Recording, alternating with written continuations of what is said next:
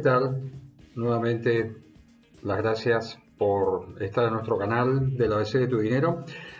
Hoy vamos a redondear el video que subimos sobre el tema plazo fijo y esta pregunta, ¿no?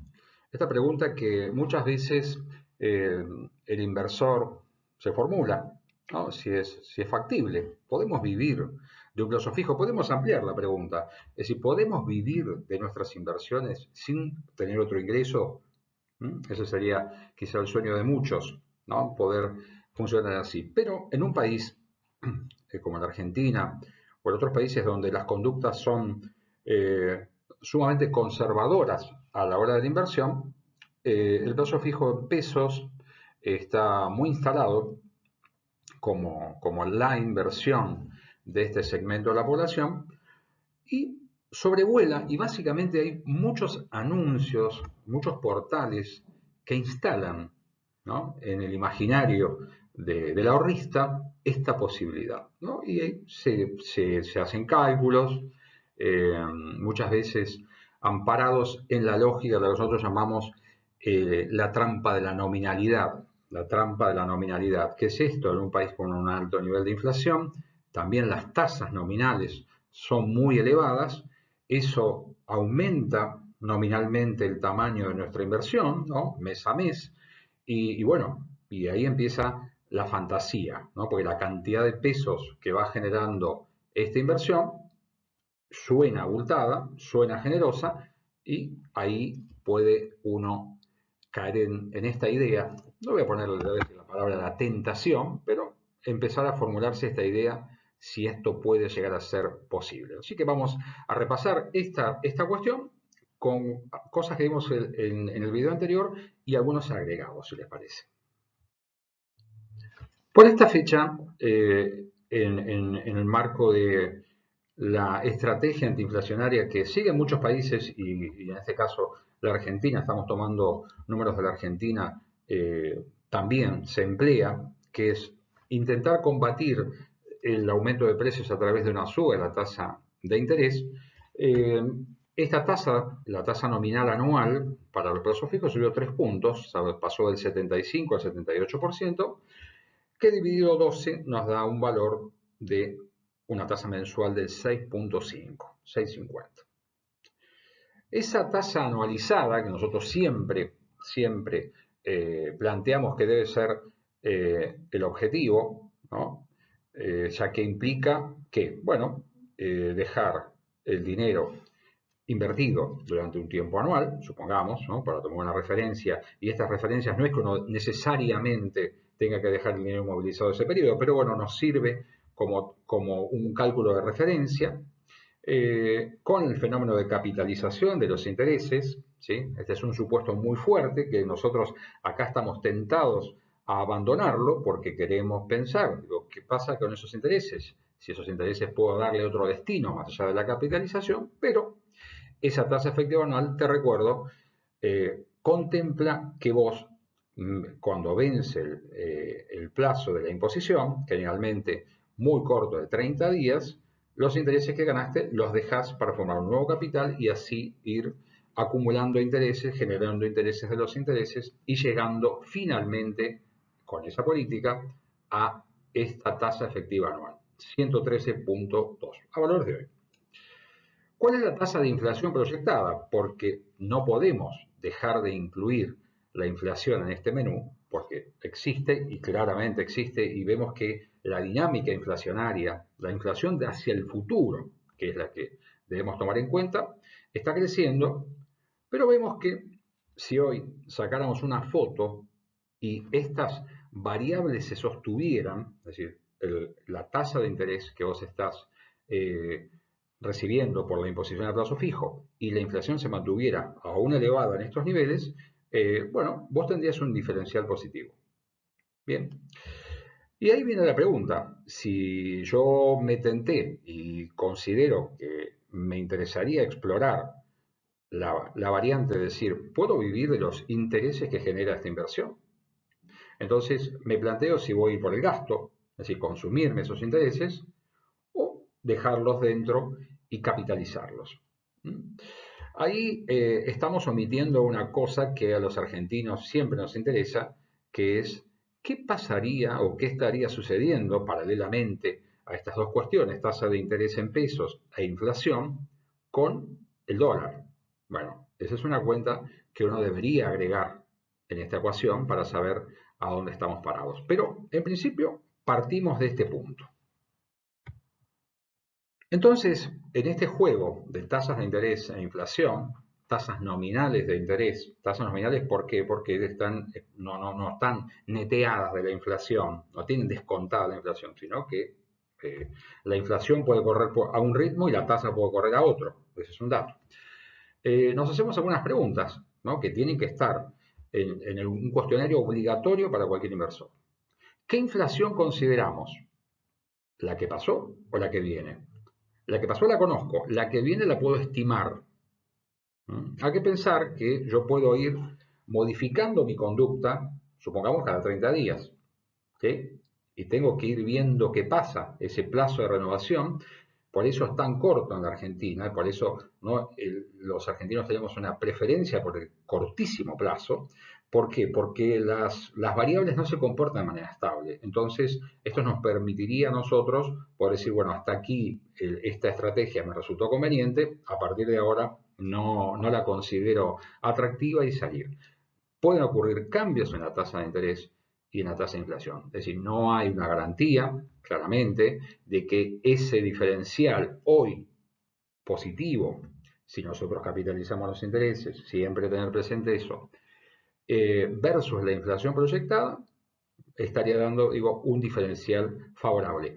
Pero podría cambiar. Es decir, podría haber cambios en la política monetaria, porque esa tasa sabemos que puede ser en principio buena o atractiva para el ahorrista, pero hay una contraparte, es decir, ese dinero las entidades financieras lo prestan a través de financiamiento de tarjetas de crédito, préstamos personales, préstamos para empresas, y eso se traduce en tasas de interés muy elevadas que las empresas o los mismos particulares deudores no la pueden sostener. Por lo tanto, esta regla siempre la tengo que monitorear a ver cómo viene dando.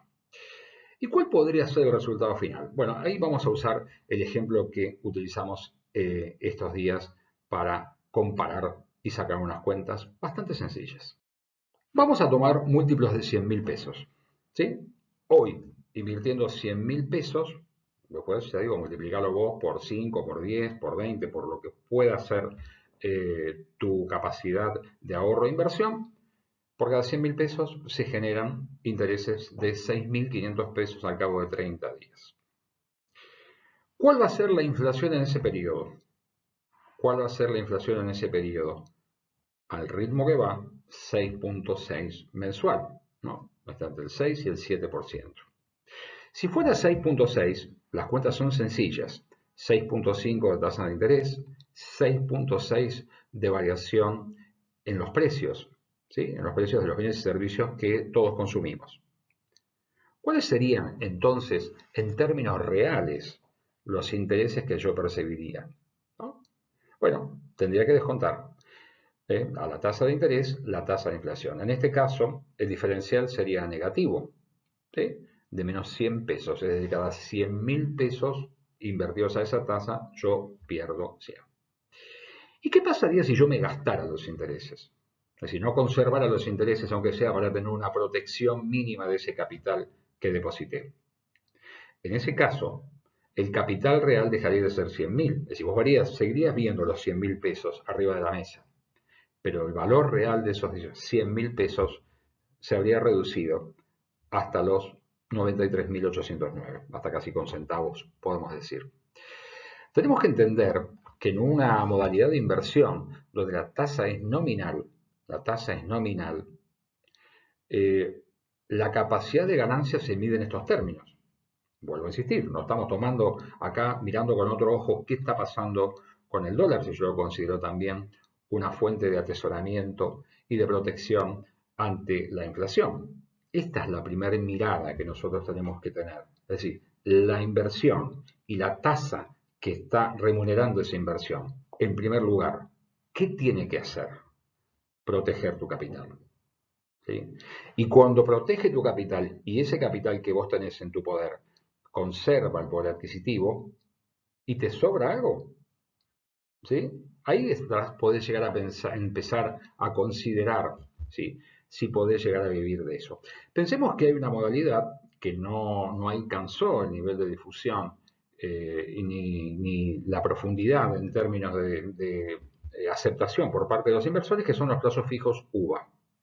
Los plazos fijos UVA te defienden o te protegen explícitamente del tema de la inflación, claro, pero cuando ves la tasa de interés que pagan sobre el capital ajustado no es ni más ni menos que el capital que siguió la inflación, te das cuenta que la tasa puede llegar a ser del 1% anual. Esa sería tu ganancia. La pregunta es, ¿cuántos millones de pesos necesitaremos tener invertidos para poder vivir con el 1% de ese dinero? ¿No? eh, podemos entrar peligrosamente en el terreno de la fantasía, ¿sí? En el terreno de la fantasía y que se traduzca, ni más ni menos, en comernos nuestro capital real.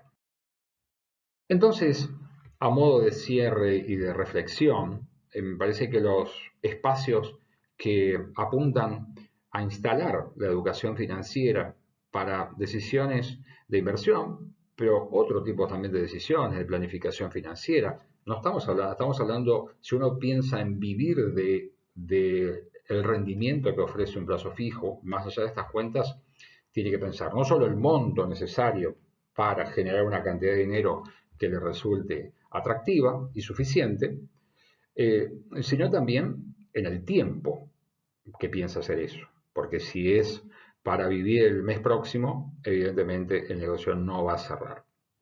Ahora, si uno fuera un ahorrista que tiene una perspectiva de mediano a largo plazo, estoy hablando de 4, 5, 10 años, de seguir una política sistemática de capitalización de los intereses y ver aumentar el capital y ir monitoreando si ese aumento de capital es un aumento real, ¿sí? En cuanto al poder de compra de esos recursos, uno podría empezar a plantearse otra ecuación, ¿no? Siempre lo estamos planteando en un escenario de longevidad creciente, que debemos ir considerando el armado de un fondo que complemente los recursos que podamos recibir al final de nuestra vida laboral activa. ¿Sí? La jubilación, a todas luces, está sufriendo, está perdiendo su peso relativo como capacidad para sostener nuestros presupuestos personales y familiares. Por lo tanto, el horizonte es un horizonte de más largo plazo, que siempre decimos empecemos lo más temprano posible, ¿sí? Y bueno, y después vayamos seleccionando los instrumentos de inversión. Si partís del plazo fijo, y quizás a muchos le pueda significar esto pinchar una ilusión, pinchar un globo de una ilusión, decir, qué lástima, yo tenía pensado eso, pensemos el lado positivo. Bueno, por lo menos ahora puedo revisar, repensar mi estrategia de inversión y pensar si efectivamente los recursos que pueden provenir del plazo fijo los puedo utilizar para sostener, engrosar, ampliar los recursos que utilizo para mi vida cotidiana. Si quiero decir así la moraleja final de esto, evitemos esto en el plazo fijo, pero también en otras inversiones que de alguna manera esta es una lógica general, solo que hoy nos apuntamos en el plazo fijo por ser, ya digo, un instrumento de utilización muy difundida, muy popular, pero que como tal también trae asociada mucha información que uno debe filtrar.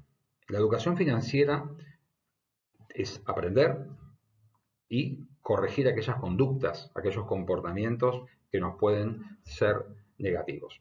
Te dejamos este tema, nosotros llamamos una especie de bonus track, ¿no? Para redondear temas que se vienen hablando, que yo los puedo encontrar, ya digo, en portales, publicaciones, etcétera, en medios de difusión en general, y pongamos más el ojo en esto que en una ilusión que me parece que lamentablemente no es viable.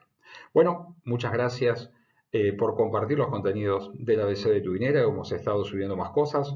vinculadas también al tema de inversión en dólares, las pueden encontrar en los distintos videos que integran la oferta de este canal. Compartan los contenidos, suscríbanse a nuestro canal y eso nos va a dar una mano importante para lograr una mayor visibilidad de estos temas. Muchas gracias y hasta la próxima.